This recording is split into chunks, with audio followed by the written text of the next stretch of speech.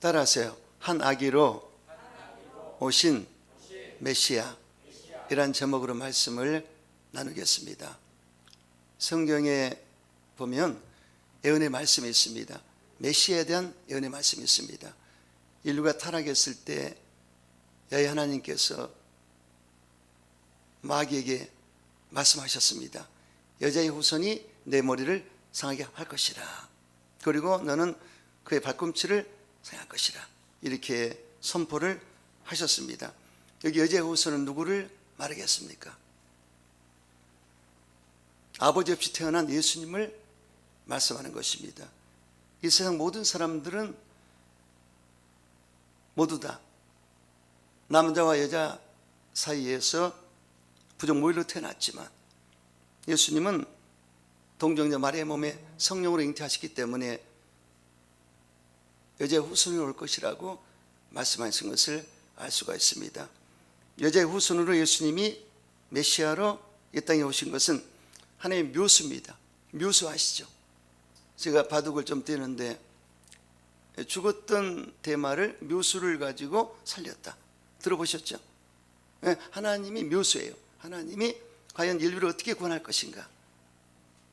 내가 지구촌을 위임해서 청지기로 다 맡겼는데 죄를 짓고 법을 어김으로 마귀에게 지구촌을 넘겨버리고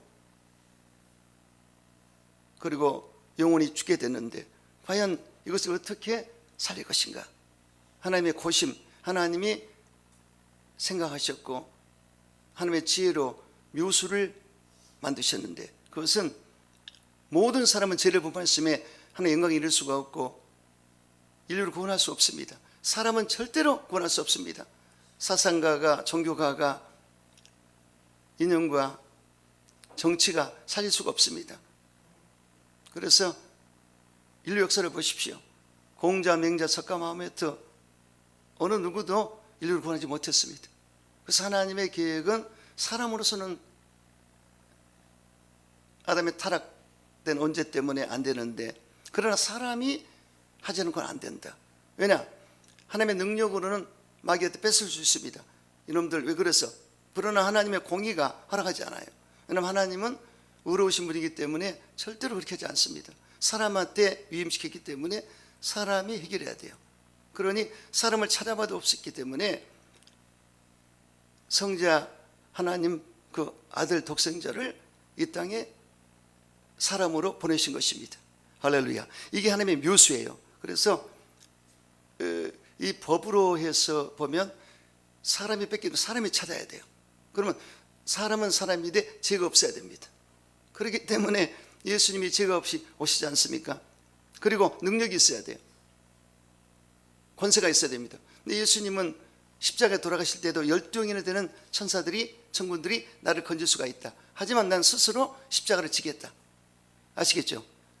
굉장한 힘이 권세가 있으신 분이시지 않습니까? 그리고 자원한 마음이 있어야 돼요. 내가 기꺼이 내 몸을 희생해서 인류를 구원하겠다. 이런 자원한 마음이 있어야 되겠죠. 세 가지입니다. 사람으로 오셔야 되고 그리고 사탄을 이기는 능력, 권세를 가지고 계셔야 되고 그리고 기꺼이 자원해서 십자가를 져야 된다. 세 가지 조건을 가지고 자기를 갖추고 이 땅에 오신 것입니다. 여자의 후손 오신 예수님께서 십자가에서 죽으시고 부활하심으로 사망과 음부를 철폐하시고 마귀를 무장해지시고 그리고 승리하신 것입니다. 요한복음 예수님께서는 분명히 부활이고 생명이라고 말씀하셨고 예수님의 가장 오셔서 크게 승리하신 것은 부활하고 생명을 주시고 승리하신 것을 알 수가 있습니다. 그래서 예수님이 오신 목적 가운데 하나님의 아들이 나타나신 것은 마귀를 멸하려 하심이라. 마귀를 멸하려고 오셨습니다. 요한일서 3장 8절에 나와 있고 그리고 요한일서 3장 5절에 우리의 죄를 없애려고 오셨다고 하셨습니다. 이 목적입니다. 그 다음에 갈라디아 4장 4절 5절에 때가 차면 하나님이 그 아들을 여자에게 나게 하시고 율법을 나게 하신 것은 율법 아래 있는 자를 속량하시고 우리로 아들의 명분을 얻게 하심이라. 할렐루야. 자, 마귀를 멸하러 오셨고 죄를 없애려고 오셨고 우리로 아들의 명분을 주러 오셨다. 아멘이시죠? 명분이 중요한데, 그래서 알베바라에 있는 자들을 성량해서 아들로 삼아주신 명분을 세우신 것이죠. 확실한 목적을 가지고 이 땅에 오신 것을 알 수가 있습니다. 또 메시아 예언 가운데 하나님께서 아브라함에게 말씀하셨어요. 내 씨가 그 대적의 성물을 차지하리라. 야, 그러니까 아브라함이 아들 이삭을 바치라고 했을 때 모리아산에 올라가서 바쳤을 때 하나님이 이미 그 마음은 받았어요. 정성은 다 받았어요. 헌신을 받았어요.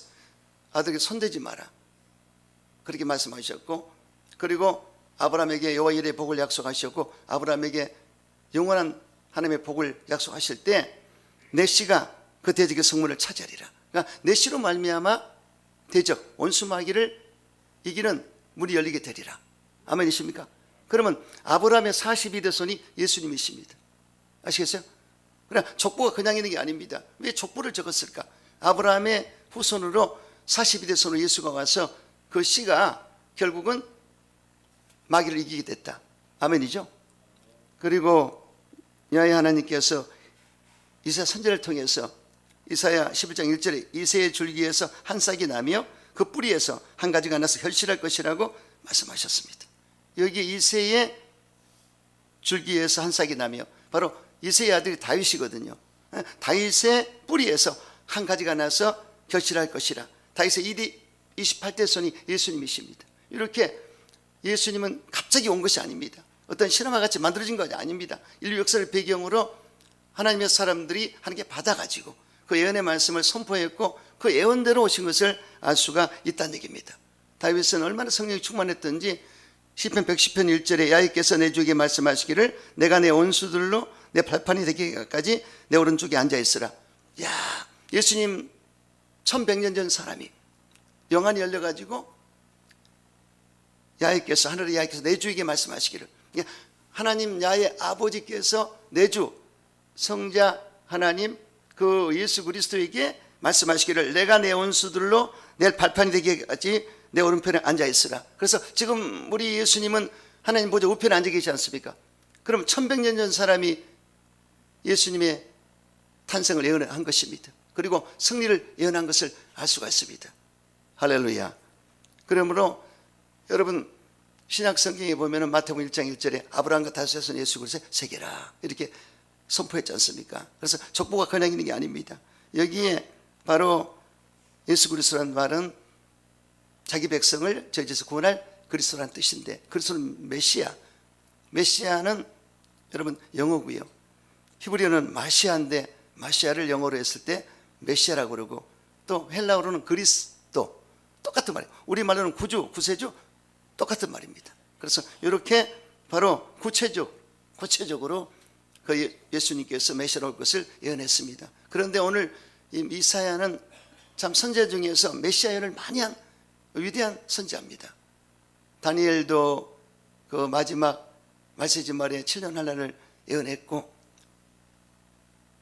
에레미야도 많은 예언을 했지만, 그러나 이 이사야는 메시아에 대한 예언을 너무나 많이 했어요.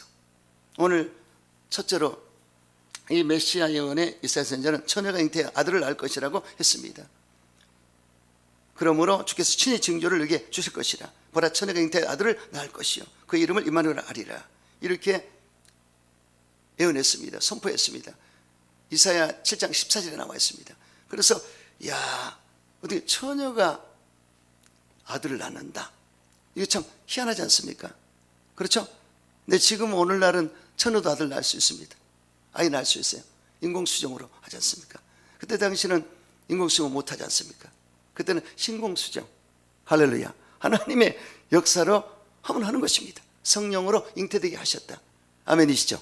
하나님의 묘수가 나왔습니다. 왜 그러냐? 처녀의 몸에 이 성령이 잉태되게 하시면 이 아이가 자궁에 착상이 되잖아요. 그러면 어머니 피가 안 들어옵니다. 그렇기 때문에 의학적으로도 판명이 됐습니다. 그래서 피의 순결을 보존한 것이죠. 자궁만 빌린 것입니다. 자궁만 빌려서 거기서 성령 잉태가 됐기 때문에 아담의 원죄를 여부지 않고 사람은 사람이 돼 죄 없이 태어날 수 있도록. 할렐루야. 이게 엄청난 아주 깊은 하나님의 지혜인 것을 알 수가 있습니다. 그래서 바로 가브리엘 천사가 마리아에게 나타나서 너희가 하나님이 너에게 메시아 구주를 낳게 하실 것이다. 아들을 낳을 것이다. 아이를 잉태하게 될 것이다. 이렇게 했을 때 마리아가 거기에 나는 산을 알지 못하는데 어떻게 그럴 수 있습니까? 하나님이 하시면 된다. 그랬을 때 마리아가 믿겠다고 그랬습니다. 주여 그 말씀을 믿고 그냥 따르겠습니다. 순종했어요. 그럴 때 그러므로 그 순종한 그 믿음의 바탕 위에 예수님이 잉태된 것을 알 수가 있습니다. 할렐루야. 근데 엘리사벳이 6개월 전에 나이 먹은 분이신데 그것도 현몽에서 아이를 갖게 됐는데 그 아이는 세례 요한입니다. 그런데 친족이기 때문에 엘리사벳을 마리아가 찾아갔어요. 천사의 말을 듣고 깜짝 놀래가지고 아멘 해놓고 갔는데 엘리사벳이 그 뱃속에 아이가 얼마나 6개월 되는데 성령 충만해서 막 뛰는데 엘리사벳이 성령 충만해서 내 주의 어머니가 오시는도다. 내 주의 어머니가 오시는도다. 할렐루야. 그래서 하나님께 영광을 돌렸습니다. 이와 같이 아주 그 드라마틱한 놀라운 역사죠. 그래서 이 처녀의 몸에서 바로 아이가 잉태돼서 결국은 메시아로 이 땅에 온 것을 알 수가 있습니다. 메시아 예수님은 바로 성탄의 주인공이고 아기 예수로 이 땅에 오신 것을 우리는 알 수가 있는 것입니다. 할렐루야. 여러분 얼마나 은혜롭습니까? 두 번째는 아이의 정체를 말씀했습니다. 이는 한 아기가 우리에게 낳고 한 아들을 우리에게 주시마 되었는데 그 엽기는 정사를 메었다. 이렇게 선포했습니다. 정사라는 것은 여러분 왜 대한민국의 조선의 왕도 골룡표를 입었지 않습니까? 이와 같이 이 정사를 맺다는 것은 통치권자를 말합니다. 그래서 바로 예수님은 통치권자로 오셨다. 세계를 호령할 통치권자로 이 땅에 오셨다. 할렐루야. 그것을 상징한 것을 알 수가 있습니다. 그리고 기묘자이시라고 그랬습니다. 기기묘묘하시다. 원더풀하시다. 기묘자라는 뜻은 히브리어로 펠레란 뜻인데 경이로운 일, 불가사의한 것을 뜻합니다. 성경에서는 인간의 이성과 지혜, 상상과 감각으로서는 도저히 받아들일 수 없는 분, 초월적인 능력과 성품으로 오묘하신 섭리를 수행하신 분이라고 말씀하고 있습니다. 그러니까 인간의 이성과 지혜를 뛰어넘는 초월자로서 엄청난 기묘자로서 오셨다는 것을 알 수가 있습니다. 절대로 우리가 알 수 없죠. 그 깊이와 넓이와 높이는 알 수가 없습니다. 그 위대하신 기묘자로 오셔서 인류의 구원을 이루신 것을 알 수가 있다는 얘기죠. 또한 두 번째는 모사라고 그랬습니다. 이 말은 카운셀러, 상담자는 뜻입니다. 그래서 탁월한 지혜를 가지고 어려운 문제를 풀어준 분이 바로 우리 예수님이시다. 여러분 예수님은 이 땅에 오셔서 죄의 문제를 풀어주셨고 가난과 저주 문제를 풀어주셨고 질병의 문제를 풀어주셨고 죽음의 문제를 풀어주셨고 내세의 문제를 풀어주셨습니다. 할렐루야. 이 모든 문제 이거는 인간의 지혜로 알 수가 없습니다. 그런데 인생의 카운셀러 바로 상담자이신 예수님이 오셔서 공생의 기간 동안에 다 풀어준 것을 볼 수 있어요. 공생의 기간 동안의 사역이 다 풀린 것입니다. 내 제3을 받았느니라. 할렐루야. 아멘이죠. 제3의 복음을 전하시면서 제 문제를 풀어준 것을 알 수가 있지 않습니까? 그리고 저주를 다 제껴서 하나님의 복을 받게 하셨고요. 질병을 다 치료하셨고 죽음을 다 이기셨고 그리고 사망도 다 이기셨고 그리고 영원한 생명을 준 것을 알 수가 있습니다. 바로 모사이신 것입니다. 그래서 예수님은 이 사역을 다 하셨고 이제는 예수님이 사역을 마치고 하늘 올라가실 때는 예비하신 성령을 말씀하셨습니다. 왜냐하면 예수님이 가시면 누가 와줘야 돼요. 왜냐하면 리턴 예수님의 사역을 그대로 이어서 해야 될 텐데 보혜사 성령을 말씀하신 것입니다. 보혜사 성령이 오시면 알로스 파락토스 다른 보혜사 예수가 똑같은 다른 분. 여기 보세요. 똑같지만 다르죠. 똑같지만 달라요. 이와 같이 예수가 똑같은 하나님의 본질 안에서 삼위일체 하는 가운데 똑같지만 다른 분 바로 보혜사를 보내주리라. 할렐루야. 그래서 예수님이 하신 사역을 성령이 할 것을 말씀한 것을 알 수가 있습니다. 예수님이 하셨던 모든 사역을 성령님이 하시는데 여기 차이점은 뭐냐? 예수님은 육체가 있었고 성령은 육체가 없고 영이지 않습니까? 그러니까 육체로 팔레스타인 지역에서 사역을 하셨지만은 그러나 이 성령이 영이시기 때문에 전 세계를 상대로 어느 곳에 역사할 수가 있습니다.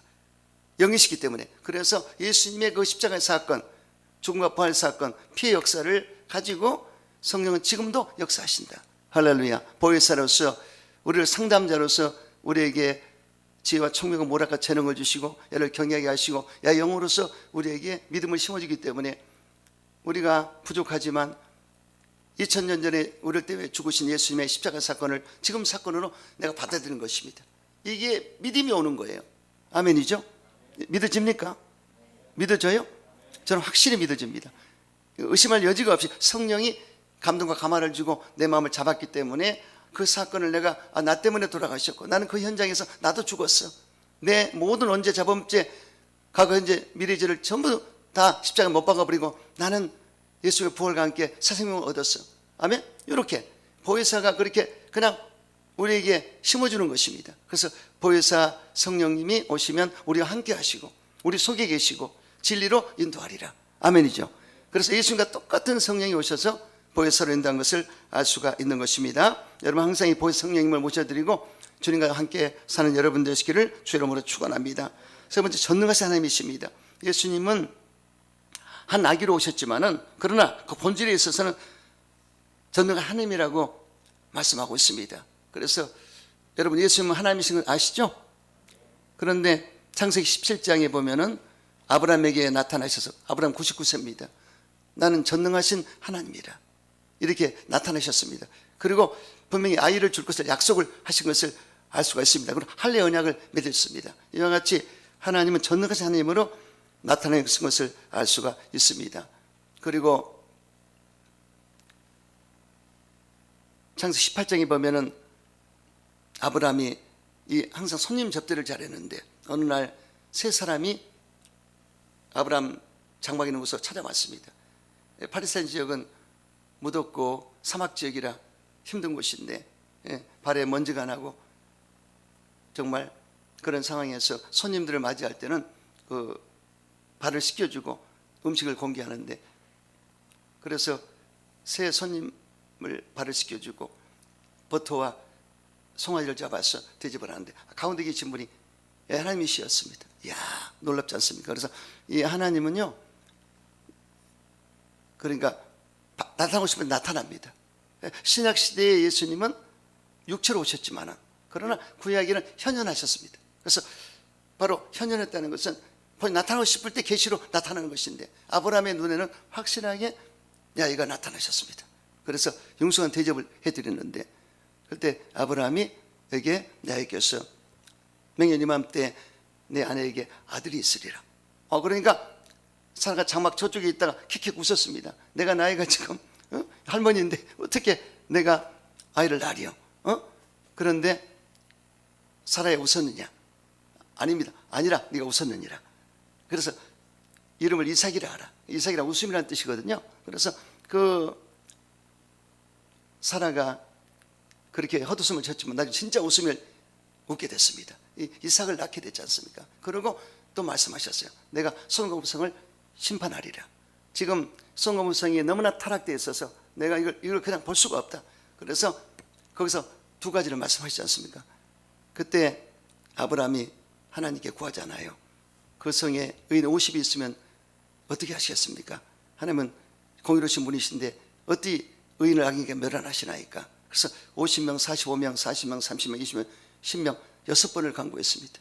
그때 의인 10명이 없어서 소돔과 심판했지만은 그러나 조카로서는 건져주신 것을 알 수 있는데 이때도 굉장한 의미가 있어요. 왜냐하면 이때 불심판을 할 때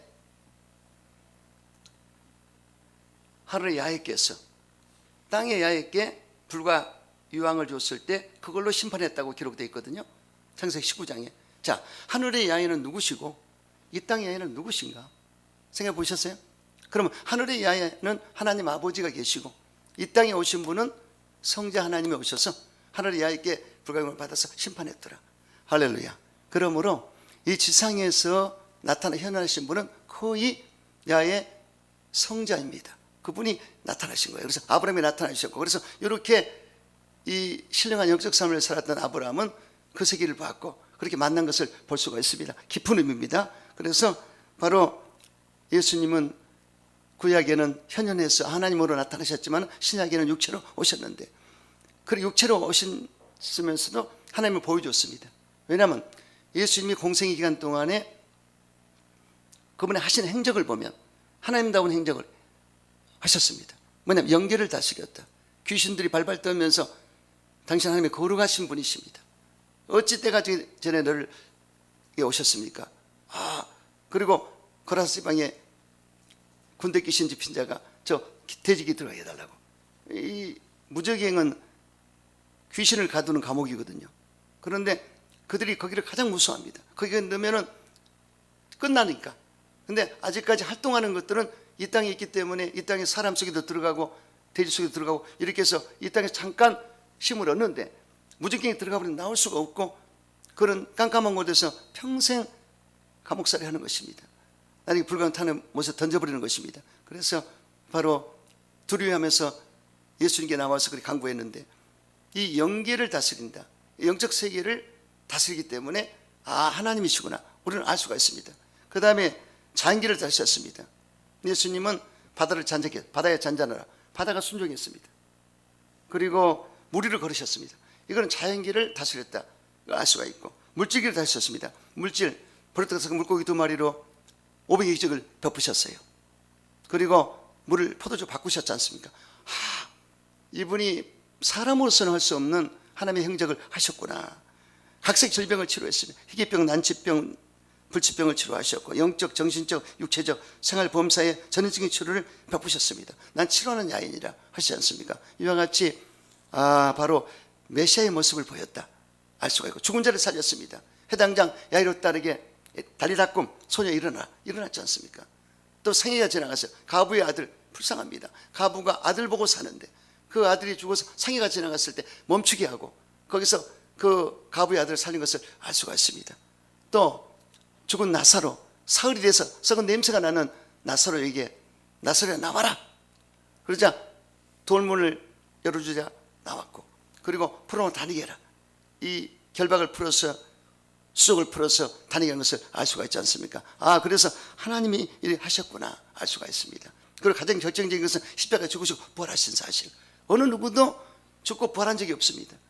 그래서 에녹은 죽음을 보지 않고 갔고 엘리야도 승천했지만은 죽고 부활하지는 않지 않습니까? 예수님은 죽으시고 부활하셨다. 할렐루야. 그래서 바로 신약에 보면 그 예수님의 행적을 보면 하나님의 모습을 볼 수가 있다. 아멘이시죠? 그래서 요한복음 1장 18절에 본래 하나님을 본 사람이 없으되 아버지 품속에 있는 독생이 하나님이 나타내셨느니라. 이렇게 바로 예수님이 이 땅에 오신 목적 중에 하나님의 모습을 보여주러 오신 것을 알 수가 있다는 것입니다. 그리고 영존하신 아버지라. 네 번째, 아기로 오신 예수님이 영존하신 아버지가 된다고 말씀하고 있습니다. 이야, 여러분 예수님이 아기로 오셨는데 영존하신 아버지라. 이야, 이거 보통 어떻게 아기가 영존하신 아버지입니까? 그렇죠? 그리고 예수님은 30세에 사역하셨고 33세에 공생애를 마치시고 죽으시고 부활하시고 승천하셨는데 이 세상에서의 나이로 볼 때는 33세까지 사셨습니다. 그런데 그분이 영존 아버지라. 이야, 대단하지 않습니까? 그래서 여기에 잘 여러분 성경을 보시면 예수님께 공격을 했던 바리새인들, 율법학자, 서기관들이 예수님의 영생에 대해 말씀하셨을 때 진실로 너에게 이르노니 사람이 내 말을 지키면 영원히 죽음을 보지 아니하리라. 유대인들이 이르되 지금 내가 귀신 들린 줄 아노라. 아브라함과 선지자들도 죽었거늘 내 말은 사람이 내 말을 지키면 영원히 죽음을 맛보지 아니하리라 하니 너는 이미 죽은 우리 조상 아브라함보다 크냐? 또 선지자들도 죽었거늘 너는 너를 누구라 하느냐? 예수께서 대답하시되 내가 내게 영광을 돌리면 내 영광이 아무것도 아니거니와 내게 영광을 돌리시는 이는 내 아버지시니 곧 너희가 내 하나님이라 칭하는 그이시니라. 너희는 그를 알지 못하되 나는 아노니 만일 내가 알지 못한다 하면 나도 너희에게 거짓말쟁이가 되리라. 나는 그를 알고 또 그의 말씀을 지키노라. 너희 조상 아브라함은 나의 때 볼 것을 즐거워하다가 보고 기뻐하였느니라. 유대인들이 이르되 내가 아직 50도 못 되었는데 아브라함을 보았느냐? 예수께서 이르시되 진실로 너희에게 이르노니 아브라함이 나기 전부터 내가 있느니라 하시니. 야, 보세요. 아브라함이 예수 2000년 전의 사람입니다. 그런데 예수님이 내가 아브라함보다 먼저 있었다. 잘 들어보세요. 이렇게 했지 않습니까? 그들이 돌로 치료했습니다. 예수님을. 그러니 우리가 볼 때는 황당한 얘기 같죠. 그러나 아기로 오신 예수님은 바로 30세 때 공생하면서 바리새인들, 율법학자, 서기관들과 대화할 때도 분명히 아브라함은 나한테 이렇게 하지 않았다. 너는 푸대집 하는구나. 아브라함은 나에게 송아지도 대접했고 보토도 대접했고 받으시켜줬고 그렇게 했느냐, 이 소리예요. 그래서 이 깊은 의미가 있습니다. 성경을 잘 보시면. 그렇기 때문에 바로 그 바리새인 율법 서기관들에게 책망하셨고 뭐라고 그러면서 아브라함은 내 때 오기를 기다렸다. 바로 이 메시아가 올 때를 기다렸다는 뜻이죠. 이걸 알 수 있죠. 그래서 바로 우리 예수님은 이 땅에 아기로 오셨고 결국은 33세에 돌아가셨지만은, 부활도 하셨지만은, 그분의 원래 그 모습은 영적 아버지셨구나. 아멘? 믿어집니까? 설명이 잘 되나 모르겠네. 할렐루야. 그래서 그렇게 됐어요. 그리고 평강의 양으로 올 것이라. 다섯 번째. 그래서 평강의 양으로 올 것이라. 여러분, 예수님은 평강의 양으로 오셨습니다. 오늘날 보세요. 얼마나 세상이 복잡합니까? 대한민국도 지금 복잡한 일에 얽혀져 가지고 너무나 가슴이 아파요. 근데 로마 시대에도 세상이 너무나 무질서하고 복잡했습니다. 그래서 예수님이 빛으로 오셔서 결국은 희망을 줬는데, 오늘날 이 시대도 예수님 없이는 희망이 없습니다. 지금 뭐 우크라이나 전쟁이라든가 또 이스라엘 전쟁이 있고 대한민국 땅도 지금 복잡한 일이 생겼어요. 제가 밤잠을 못 자겠어요. 그래서 목이 쉴 정도로 기도를 했는데 너무나 힘든 일이 생기고 있지 않습니까? 대한민국은 남북 간에, 동서 간에, 계층 간에, 여야 간에, 노사 간에 이 갈등과 모순이 이루 말할 수 없어요. 그래서 이건 사람의 힘으로 되지 않습니다. 성탄에 우리 예수님이 해주길 바라고 있습니다. 할렐루야. 하나님이 해주셔야 된다. 너무나 이거는 누가 잘하고 잘못을 따질 수가 없어요. 사람은 그럴 수밖에 없습니다. 그래서 정말로 메시아 왕국이 도래해야 된다. 정말 한계를 느낍니다. 인간으로서 한계를 느껴요. 누가 옳고 그름을 판단할 수 없습니다. 너무나 이렇게 뒤범벅이 됐기 때문에, 그래서 우리가 판단할 수가 없다. 하나님께 맡겨야 된다. 아멘이죠. 이길 밖에 없습니다. 그래서 성탄에 우리가 이제 시즌에 예수님을 생각하면서 여러분 평화의 왕으로 오셨는데 그분이 평정해 주셔야 됩니다. 그래서 예수님이 평화를 주러 오셔서 너에게 평강이 있을지어다, 너에게 평강이 있을지어다, 이렇게 제자들에게 부활한 직후에 말씀하셨는데, 이 평강이라는 뜻은 히브리어는 샬롬이고 우리 헬라어로는 에이레네라는 말입니다. 그래서 여기에 바로 승리했다는 뜻이에요. 예수님이 십자가에 죽고 부활하셨기 때문에 내가 승리해버렸다, 염려하지 말라, 그 뜻인 것입니다. 그래서 우리는 이 그리스도의 평강을 가지고 살아야 돼요. 그리고 이 세상에서 이 평화를 증거하는 여러분 되시기를 축원합니다. 그래서 정말 하나님이 도와주셔야만 됩니다. 6.25 제뜸에서도 그래서 빛이 임해서 우리가 살아났는데, 지금도 위기에서 반드시 예수의 빛이 임하여서 건져주셔야 된다. 이런 모습으로 여러분 이 사명을, 빛의 사제의 사명을 감당하는 여러분 되시기를 주의 이름으로 축원합니다. 세 번째는 메시아 사역을 말씀했습니다. 예수님의 대속 사역을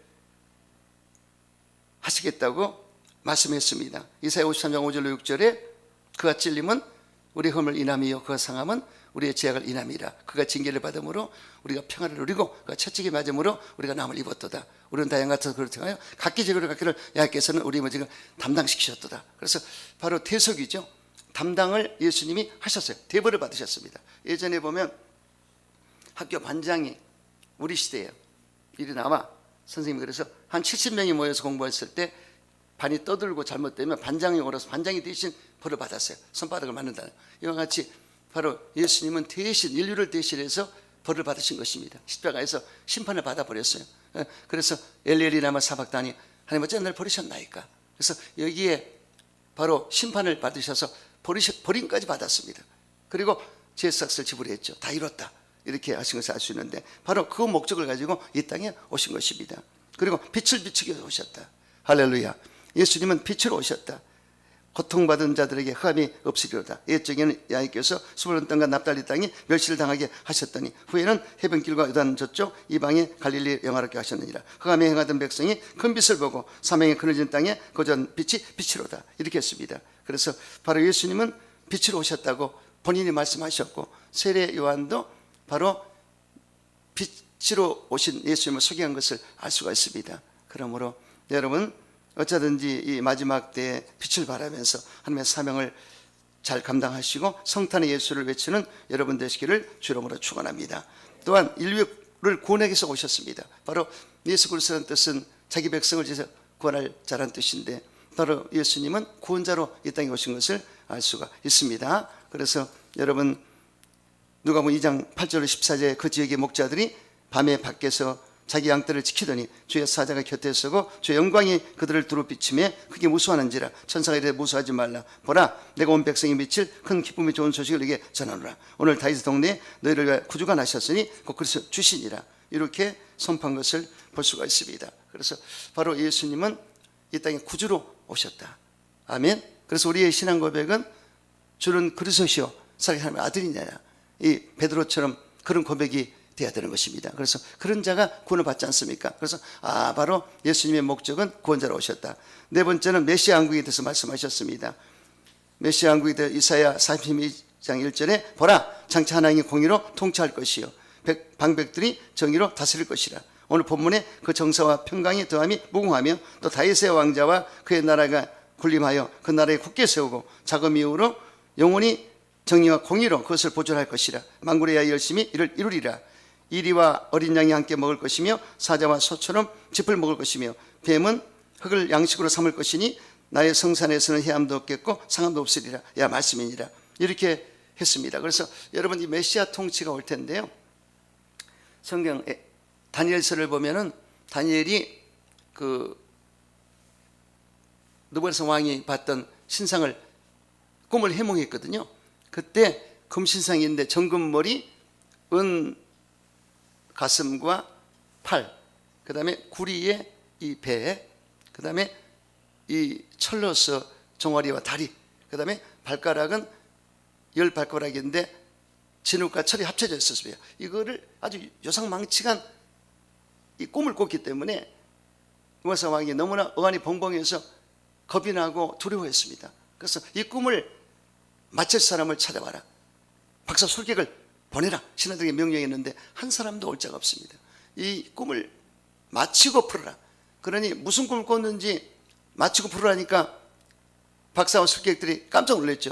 만약에 꿈을 얘기하면 적당히 풀어주면 될 텐데 꿈까지 맞히고 풀으라고 그랬기 때문에 너무나 힘들어하고 있는데 마침 다니엘이 선택이 돼서 다니엘이 왕 앞에 나갔습니다. 그래서 다니엘이 그 왕한테, 왕이시여, 왕은 이런 꿈을 꿨습니다. 신상을 봤을 것입니다. 근데 정금 머리와 은 가슴과 팔을 보고, 그리고 배의 구리와, 그리고 철의 종아리와 다리를 보고, 그리고 진흙과 철이 섞인 10발가락을 봤을 것입니다. 그러니까 손바닥을 치면서 이런 자가 어디 있냐고, 그걸 내가 정확하다고 그걸 풀어줬지 않습니까? 왕이시여, 그 꿈은 이러합니다. 왜냐하면 정금 머리는 바벨론 시대입니다. 바벨론 시대가 지나가면 여기에 은은 메세파다 시대가 올 것입니다. 페르시아. 그래서 메데파스가 올 것이고, 그 다음에 그리스가 세계를 이끌 것입니다. 여기 구리. 그 다음에 철, 강철 같은 군대를 가지고 있는 로마가 세계를 지배할 것입니다. 그리고 10발가락이 바로 그 이후로 한참 후에 이 세계에 연합국이 생겨서 마지막 세계를 이끌어가는데, 마침 뜨인 돌이 이 금신상을 쳐버려서 가루가 되어버립니다. 그리고 그 뜨인 돌이 큰 왕국을 이루어요. 메시아 왕국을 말하는 거죠.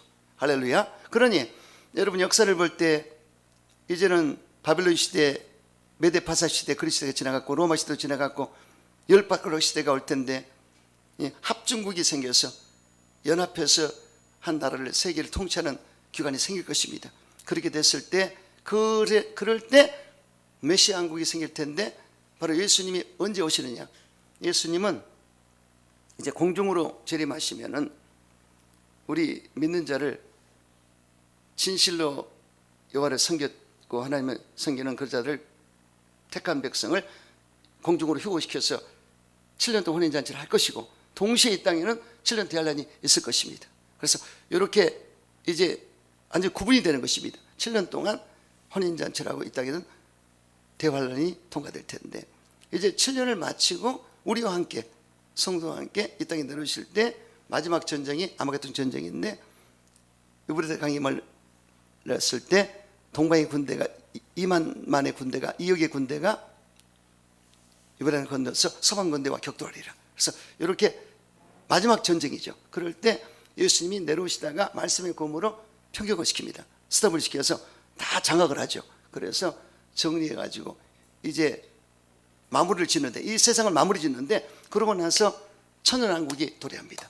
천년왕국이 도래해서 1000년 동안 이 땅에서 우리가 살다가 그리고 신천신지로 옮겨가는 것입니다. 그래서 그거를 메시아 왕국을 바로 여기에 이사야가 영안 열려서 보고 선포한 것을 알 수가 있습니다. 그래서 여기에 독사들이 어린애가 뛰놀고 독사의 어린애가 손을 물지 않는 그때가 오리라. 그게 그때예요. 그래서 모든 필조물들이 이때를 기다리고 있는데, 그래서 바로 메시아에 대한 예언이 이사야 아주 기가 막히게 했대져 있어요. 그래서 천년왕국이 도래할 것을 예언한 것을 알 수가 있고, 천년왕국이 끝나면 우리는 이제 신천신지 새하늘 새 땅 새로 섬으로 올라가게 되는 것입니다. 이것을 여러분이 기억하시고, 이 메시아 통치가 결국은 오게 될 것이다. 지금 세상 돌아가는 것을 볼 때 세계를 단일화를 꿈꾸는 사람들, 세계 단일화를 꿈꾸는 사람들이 똑똑한 사람들이 있어요. 세계를 단일화를 이루어서 이끌어가자, 그런 그룹들이 있단 말이죠. 그렇게 해서 결국은 그걸 결성하게 될 때 그때가